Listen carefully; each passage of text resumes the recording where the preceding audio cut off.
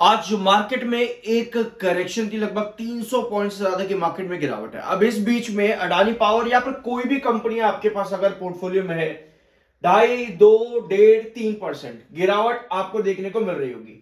अगर हम यहां पर अडानी पावर को हटाएं और आपके पास जिस तरह से आज के मार्केट में करेक्शन थी, इसको देख करके आपके दिमाग में ये पूरा सवाल जरूर आ रहा होगा। अगर अडानी पावर के केस में देखें तो आपके दिमाग में ये सवाल है कि इन्वेस्टर्स यहां पर मार्केट में पैसा खो रहे हैं, मैन्युपुलेशन चल रहा है ऑपरेटर का और प्रमोटर का। बढ़ेगा नहीं, यहां पर बढ़ेगा तो अपनी मर्जी से बढ़ेगा। कोई भी मार्केट में आपके टेक्निकल्स या फंडामेंटल किसी चीज का कोई जरूरत मार्केट में नहीं है। सिर्फ और सिर्फ ऑपरेटर गेम मार्केट के अंदर चलता है। यह सवाल आपके दिमाग में आज के दिन जरूर आया होगा अगर आप अडानी पावर के अलावा किसी और कंपनी पर भी हो। लेकिन मार्केट चलता है किस तरीके से? क्या मार्केट चलता है ऑपरेटर से, प्रमोटर से, या फिर मार्केट चलता है खबरों से, सेक्टर से, चार्ट से, या फिर कंपनी के फाइनेंशियल और कंपनी के फंडामेंटल से? ये सभी पॉइंट्स मार्केट में किसी भी कंपनी के लिए बहुत इंपॉर्टेंट है, कोई भी कंपनी हो। अगर हम सेक्टर की बात करें, अभी टॉपिक पर आते हैं, सेक्टर की बात करें तो सीईआरसी नए रूल्स और रेगुलेशन रेगुलर बेसिस पर लेकर के आ रहा है। एक अपडेट जो सीईआरसी की तरफ से है वो ट्रेडिंग फी में चेंजेस को लेकर के है कि ट्रेडिंग फी जो है हम वहां पर इलेक्ट्रिसिटी प्राइसेस में थोड़ा सा कमी कर देंगे।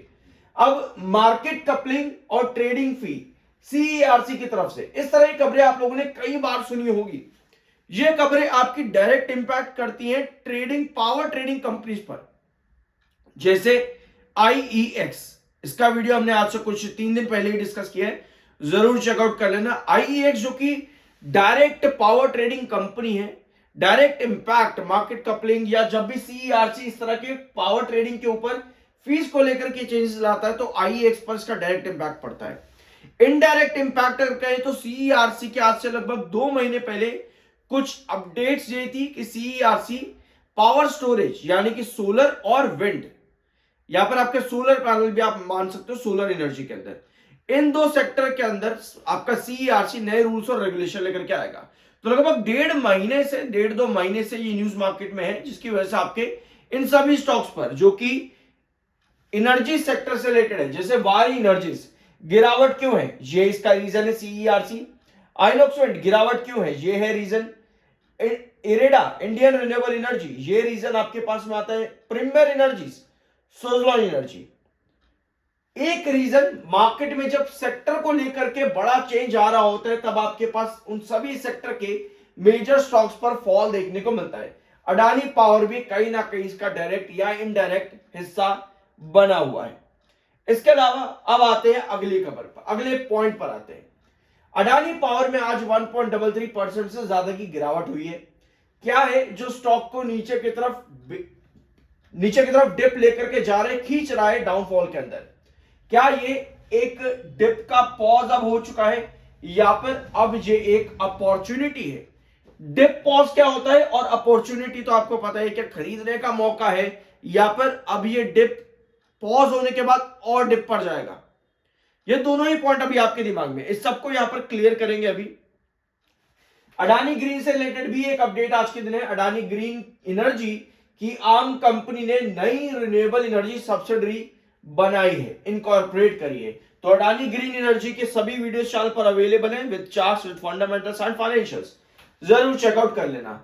आईसीआईसीआई सिक्योरिटीज अडानी पावर को लेकर के बहुत बुलिश थे। 31 अक्टूबर को 187 तक का टारगेट था, लेकिन इन्वेस्टर्स को बड़ा फॉल मिला। इसके बाद एक और मार्केट एक्सपर्ट आते हैं रिसेंटली ही 16 दिसंबर को एंटीक ने यहां पर कहा कि भैया अडानी पावर में 30% अपसाइड पोटेंशियल है, यानी कि लगभग 180 के आसपास, और बाइंग की रेटिंग दी, लेकिन इन्वेस्टर्स को तब भी कुछ नहीं मिला।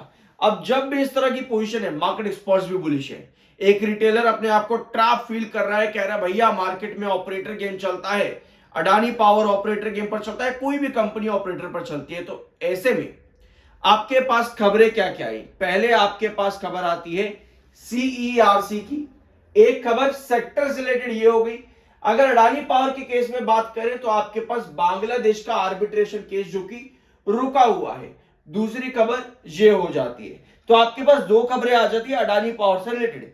इसके अलावा अगर हम अडानी पावर का ईपीएस भी देखेंगे तो सितंबर, जून, मार्च, दिसंबर और पिछले साल का सितंबर 2024, पिछले 5 क्वार्टर आपके सामने हैं और आपको यहां पर देखने को मिल रहा है कि पिछले 5 क्वार्टर यानी कि एक साल में लोएस्ट ईपीएस कंपनी ने सितंबर 2025 में दिया था। 6.24 का कंपनी का ईपीएस, यानी कि कंपनी का price to book ratio heavy है। अगर कंपनी का ईपीएस लो है, price to book ratio company का ज्यादा है, इसका मतलब यह है कि कंपनी का रेवेन्यू ग्रोथ डिप पर है। इसका मतलब यह नहीं है कि गिरावट के पीछे के रीजन हम लेकर के चलेंगे कि मार्केट में ऑपरेटर गेम है या अडानी पावर में ऑपरेटर गेम है। सभी चीजों को इवैल्यूएट करके मार्केट में डिसीजन लिया जाता है। अब जब बात आती है, आप कहोगे भैया अच्छा इतने समझदार हो, इतना दिमाग है, तो भैया बताओ कब बढ़ेगा शेयर। इस तरीके के सवाल भी अपने आप में गलत है, क्योंकि भैया कंपनी कैसा परफॉर्म करती है ये कोई अपने हाथ में लिख करके बैठा नहीं कि आने वाला दिसंबर क्वार्टर भैया कंपनी अच्छा परफॉर्मेंस देगी, ये लिख करके कोई नहीं बैठा अपने हाथ पे। तो ये सवाल भी गलत है। भैया इतने समझदार हो तो बता दो कि कब प्रॉफिट में आएगा। अब आता है अगला पॉइंट आपका चार्ट। इस पॉइंट पे हम वापस आएंगे। नेक्स्ट पॉइंट आपका आता है चार्ट पैटर्न। एक बार ध्यान से देखना, अडानी पावर का चार्ट आप लोगों को पता ही होगा, काफी लोग आप में से, कि अडानी पावर एक इनवर्स का पैटर्न ड्रॉ कर रहा है।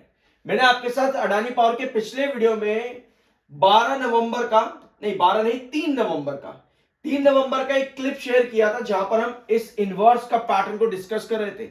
यानी कि तब आप अराउंड 156 के पास थे जब हमने इनवर्स का पैटर्न डिस्कस यहां पर किया था कि अगर ये इनवर्स का पैटर्न बनता है तो 145 से 138 आपके ये कंसोलिडेशन जोन बनेंगे और उसके बाद से लगातार इनवर्स का पैटर्न।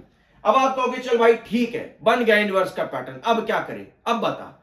अब देखो इस चीज को ध्यान से, इनवर्स का पैटर्न बनाता है एक कंसोलिडेशन। कई बार क्या होता है ना, हमारे पास पास्ट से सीखने को बहुत कुछ मिलता है, लेकिन उस पास्ट को हम अपॉर्चुनिटी नहीं बनाते। अगर आप अडानी पावर का आज से लगभग 8 महीने पुराना चार्ट देखोगे तो आपको अडानी पावर में चार्ट नजर आएगा एक कप एंड हैंडल का। स्प्लिट के बाद की बात मैं आपको बता रहा हूं, जरूर देखना चार्ट पे, आपको बहुत डिटेल मिल जाएगी वहां पे कप एंड हैंडल का। और लगभग 4 महीना अडानी पावर ने एक ही रेंज के बीच में कंसोलिडेट किया था। तो अगर आप पास्ट को देख करके सिर्फ ये समझते हो कि भाई शेयर एक टाइम पर इतना भागा है, तो आप उसका स्ट्रगल भी देखो। एक रिटेलर ने उस पूरे चार्ट को कंप्लीट करने के लिए कप एंड हैंडल में 4 महीने तक का कंसोलिडेशन का इंतजार किया था कि जब वो उस रेंज से निकले तब वो ब्रेकआउट दे। तो मार्केट कुछ हवा नहीं है और मार्केट कोई ऑपरेटर गेम भी नहीं है। मार्केट में चार्ट्स भी अपना काम करते हैं।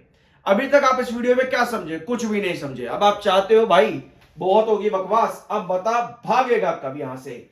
देखो अभी मैंने आपको क्या कहा कि आपका कप एंड हैंडल बना तो 4 महीने तक का कंसोलिडेशन चला।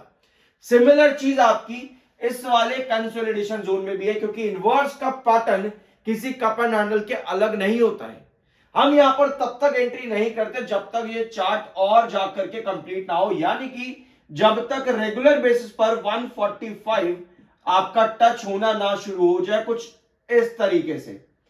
एक बार ये चार्ट फॉर्मेशन 145 पर रेगुलर बेसिस पर बनता है, तब हम कहते हैं कि हां यहां पर अब आपका कंसोलिडेशन फेज कंप्लीट हो रहा है, अब आप जल्द ही ब्रेकआउट की तरफ जाने वाले हो।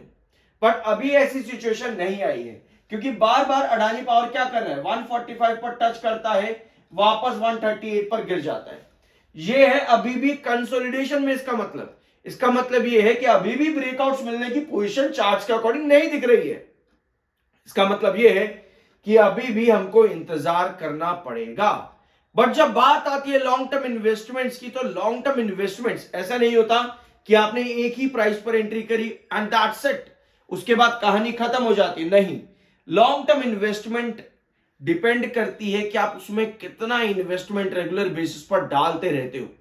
एक्यूमुलेशन, चाहे आप प्रॉफिट्स पर आ रहे हो तब भी एक्यूमुलेशन, नुकसान पर आ रहे हो तब भी एक्यूमुलेशन जरूरी होता है लॉन्ग टर्म इन्वेस्टमेंट के लिए। एक शॉर्ट टर्म इन्वेस्टर क्या करता है? शॉर्ट टर्म इन्वेस्टर मार्केट को देखता है, चार्ट को देखता है, प्रेजेंट और फ्यूचर पास्ट की कंडीशंस को इवैल्यूएट करके अपने डिसीजन लेता है। एक लॉन्ग टर्म इन्वेस्टर्स को हमेशा अपनी जर्नी को कंटिन्यू रखना होता है एक लंबे टाइम के लिए। गिरावट आए तो एक्यूमुलेशन, तेजी आए तो तेजी देखना जरूरी है कि कितनी बड़ी है, उसके बाद एक्यूमुलेशन। आई गेस ये पॉइंट आप यहां पर समझ चुके होंगे। अब आते हैं आपके फाइनेंशियल्स पर। अभी आपने देखा कंपनी का ईपीएस ड्रॉप करा है लोएस्ट पिछले एक साल में, और अगर आप कंपनी का ईपीएस देखोगे यहां लगातार लगभग कॉन्स्टेंटली, ऑलमोस्ट कॉन्स्टेंटली ड्रॉप पर है। 8.29 से कंपनी का ईपीएस 6.7, 6.7, 6.2 पर आया हुआ है रेगुलर क्वार्टर्स पे। इसका मतलब यह है कि कंपनी के पिछले कुछ क्वार्टर इतने बढ़िया परफॉर्म नहीं कर पा रहे हैं। इसका मतलब यह है कि कंपनी में हमें एक बढ़िया इंप्रूवमेंट की जरूरत है, और वो चीज आपको यहां पर नजर भी आ रही है कंपनी के रेवेन्यू परसेंटेज पे, जो कि एनुअल ग्रोथ पर डिसाइड होता है। इसके पहले का ग्रोथ अगर आप कंपनी का देखोगे तो कंपनी 84, 67, 30, 35% तक की ग्रोथ पर थी। यानी कि हमें कंपनी का ग्रोथ एटलीस्ट आने वाले दिसंबर क्वार्टर में 1% के ऊपर का चाहिए, ताकि चार्ट भी जस्टिफाई हो और सेक्टर में जो अपडेट्स है वो भी जस्टिफाई हो।